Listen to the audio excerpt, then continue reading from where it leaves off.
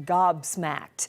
That's the word MUN's Lecturers Union is using to describe the recent Auditor General's report highlighting widespread overspending at the university.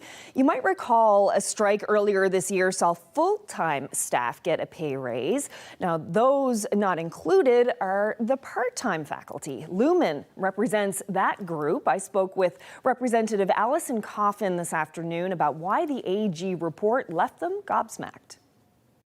Because we were just absolutely amazed at the amount of bloat that is happening at the university. I mean, the stuff that we've heard, dinners for almost $7,000 for a few staff that included drinks of all things. Lack of spending controls, not monitoring that, one administrator's not knowing what the other administrator's doing.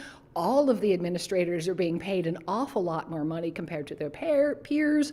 So we were really upset by that, because when you look at the salary for the lecturers union, we are the lowest paid lecturers union in all of Canada.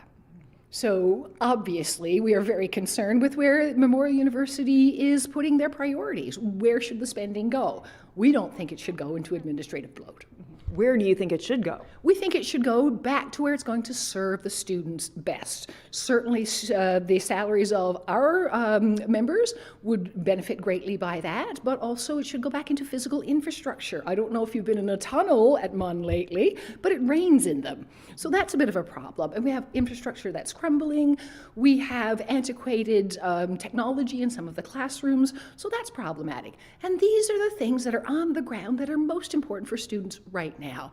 You know, an employee dinner, that's lovely. Nice to have parting gifts for people, but perhaps we should get the fundamentals right first. So you mentioned the bloat. Can you give an example of that?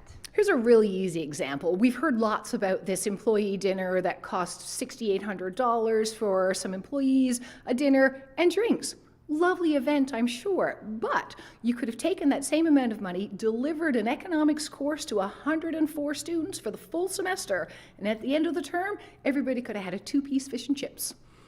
Vastly different priorities as far as the university is concerned. So you think the monies could be used more wisely? Absolutely. The students will benefit from having a full course, not so much from their employees going out and having a lovely dinner and drinks.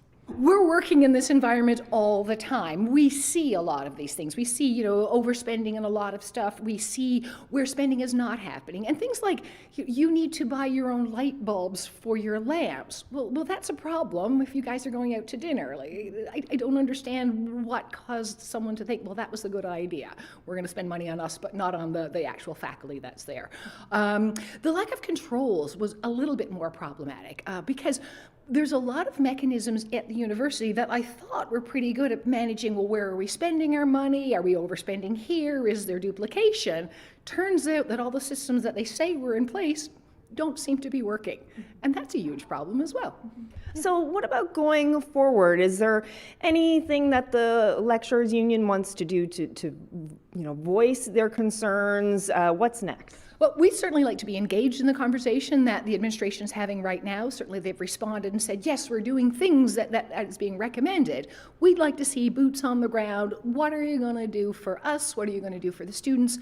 And we can sit down with administration and say, this is how we can help. Or perhaps maybe you want to reconsider where your priorities are and help contributing that process along the way. Because most administrators probably don't take the tunnels, or they haven't been in a classroom where the lights are really not working particularly well.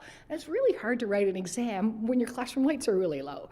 So things like that, those nuanced things that you're not going to see on a balance sheet or not a balance sheet, we'd like to engage in those conversations and get them back to what really matters to students, to faculty, to whoever everyone's working in the buildings.